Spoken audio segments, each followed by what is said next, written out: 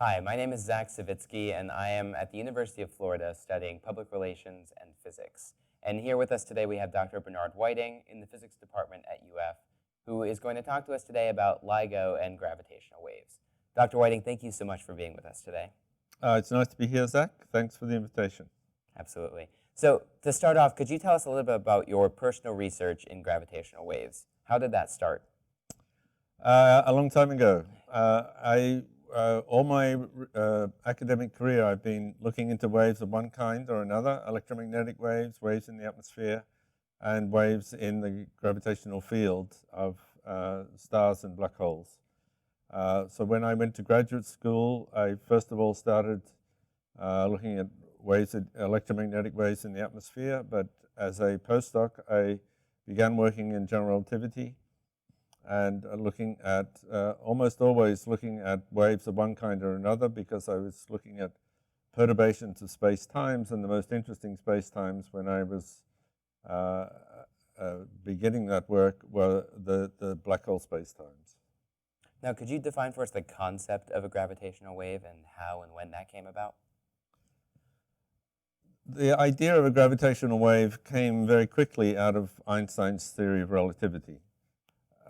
If you remember electromagnetism, where we have light as a combination of electric and magnetic fields, one of the triumphs of the late 19th century was to put those fields together in a single theory. And as a consequence of that theory, we understood that electric and magnetic fields could act together as waves that propagate, and that is the phenomenon we know as light. And the scenario for electromagnetic fields to work like that is the existence of a space-time, not just space, but an entity we call space-time, where space and time are inseparable. And the whole scenario for general relativity is that same situation. So it was rather natural that a theory which worked in space and time together would also have gravitational waves in this case due to gravity, as part of the theory. It was interesting that it took some time for a full understanding of how those waves were part of the theory. Now, at the time when Einstein predicted gravitational waves, did he believe that we would ever be able to detect them? On Mondays and Fridays, yes. Well, actually, he never believed we'd detect them. He also wasn't convinced that they existed. Some days he was, some days he wasn't. There are some famous examples of where he would change papers in press to say conclusions were different than what he and the other authors had originally come to about whether gravitational waves were real or not. And it wasn't until the 50s that people devised thought experiments to convince themselves and eventually the community at large that gravitational waves were not an artifact. They were not something that disappeared when you look at the invariance of the theory. They were part of the theory, and they carried energy. Once people understood that they carry energy, and Feynman actually played a fundamental role in convincing others that that was the case, gravitational waves have not looked back. Now, why do we want to detect gravitational waves? What was their intended purpose, if any?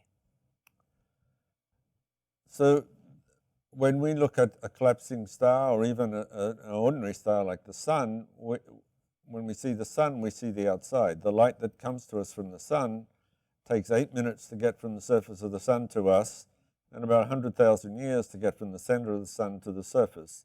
Not because it's that far, it's because the light is constantly interacting with matter. So we can't probe with our vision into the center of a star. Even more difficult is an object like a collapsed star, a neutron star, something that's very compact. The light that comes out of that is not telling us very much about what's going on in the center, but what's going on in the center is very interesting from a fundamental physics point of view.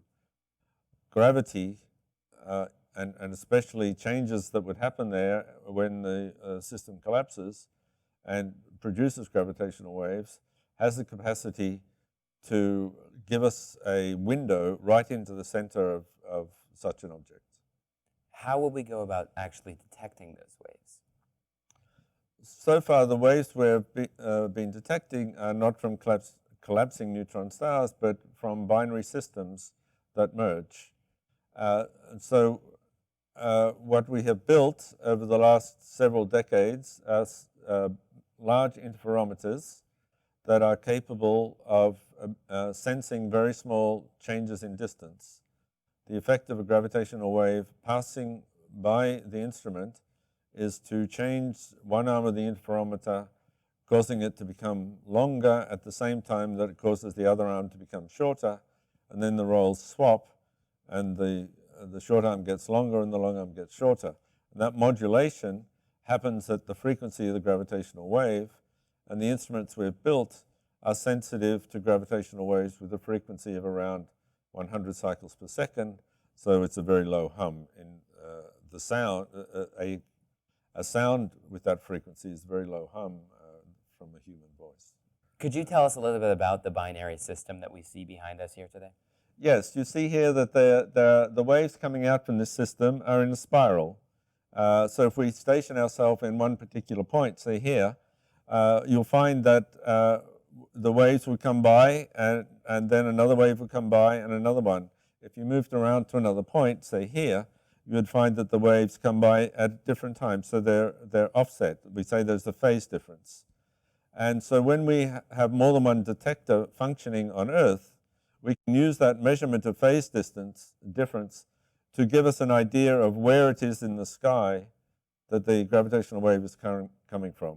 And that's why it's crucial for us to have more than one instrument, a minimum of 3 to help us get good sky localization, and the more the merrier.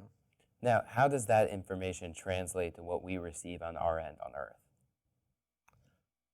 What we measure in the instruments directly is the changing in lengths of the arms of the interferometer. We turn that into a measurement of what we call the strain, the way in which space is being stretched and squeezed by the gravitational wave.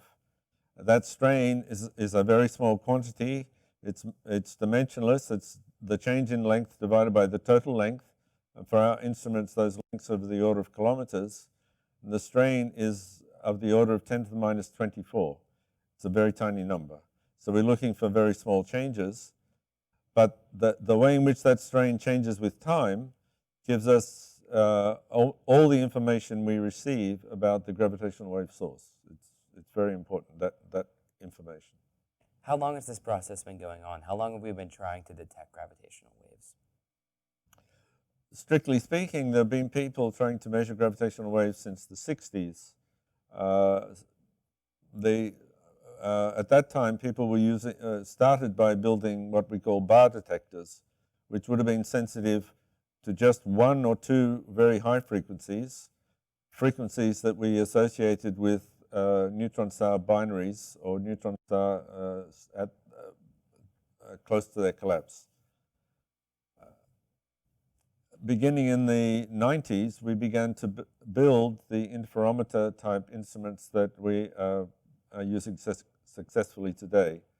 And those instruments have gone through several phases of upgrades and improving the sensitivity and helping us reach the goal we now have passed. So these interferometer devices that you're speaking of are what we are using in the Laser Interferometer Gravitational Wave Observatory, or LIGO. Could you tell us a little bit about what is LIGO? LIGO is, so the last word in LIGO is observatory, and in fact we have 2 in the United States. There is a similar configuration called Virgo in Europe, and there are instruments being built close to running in Japan, and one that'll come online in the middle of the next decade in India. LIGO is one of these interferometers that I mentioned. The arm lengths in LIGO are 4 kilometers, which is about 2.5 miles. They're at right angles to each other, perpendicular. And so as one arm length increases, the other arm length decreases very slightly as the gravitational wave goes by. And the whole purpose of the experiment is to measure those separation changes. The instrument is done, that measurement is done in such a way that we don't have to measure the length, We just have to measure the length difference between one arm and another, and so we can get a very precise measurement. What role did you and the University of Florida play in the LIGO project?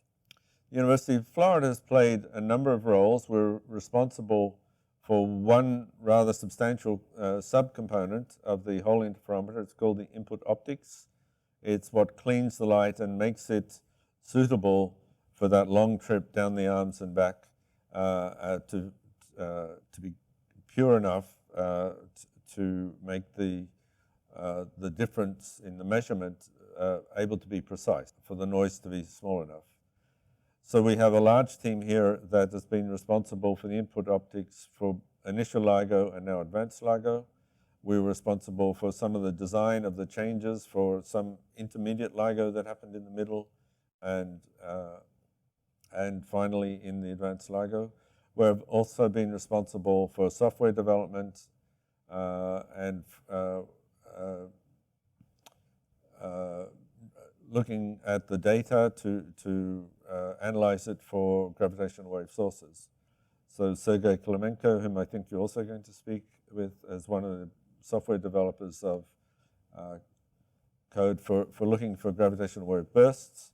The group that I work in most closely is looking for a stochastic background of gravitational waves that could come from the Big Bang in the early universe. It could also come from the many binaries that we now know exist from black holes and neutron stars that are out there but too far away to be measured independently. So we now hope that within a few years, signal from those binaries, the stochastic signal for those binaries, will actually be detected by the LIGO and the Virgo instruments. So now, we detected gravitational waves a few years ago for the first time. What's left after that detection? It's like saying, I've got to the bottom of Mount Everest, now what's left to do? There's just a small mountain to climb, and then you're done. The mountain is very tall. The whole reason to build these instruments wasn't just to be able to boast a detection. It was to to go back to your earlier question, to do the physics of looking inside the neutron stars and figure out what goes on. The matter inside a neutron star is a little bit like a heavy nucleus, but it's not, the size of a pinhead or the size of the nucleus of an ordinary atom that we have experience of. It's about 10 or 12 kilometers across, and it's just nuclear matter. It's very dense, very heavy. It weighs more than the mass of the sun. The physics inside there is something that we don't have a good handle on from laboratory experiments, but the physics inside there tells us how these things go through that last phase in their life, which is gravitational collapse to form a black hole. We need to understand that. And why did it take us so long to detect gravitational waves? The simple answer to that is they're weak,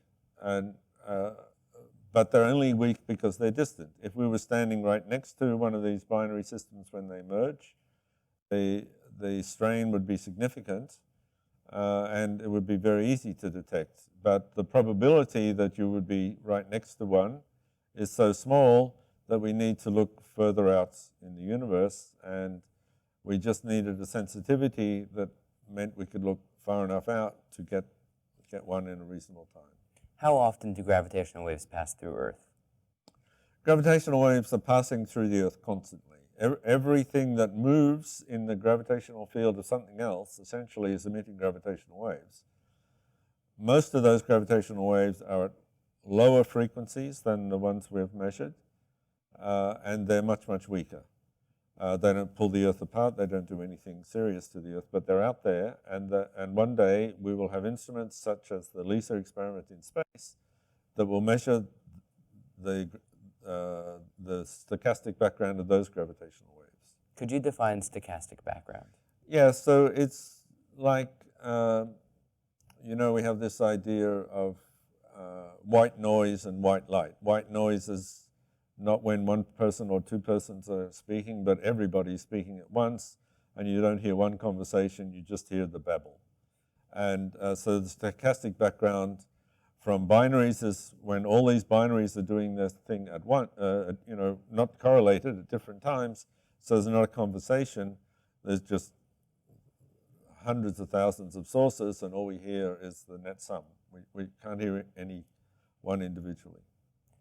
Going back to what you were talking about earlier with UF's contributions to the LIGO project, could you define what you mean by cleaning the light? Yes. The light that comes out of the laser is not what we call stable enough to be used in the interferometers. The laser is a hot device because there's a lot of power in it, and so temperature changes can cause the wavelength to change. They can cause the direction of the beam to change, and so if we tried to feed that beam straight into the interferometer, half the time it wouldn't go down in the right direction, and half the time it wouldn't resonate in the arms the way the instrument is designed, and so it basically wouldn't function.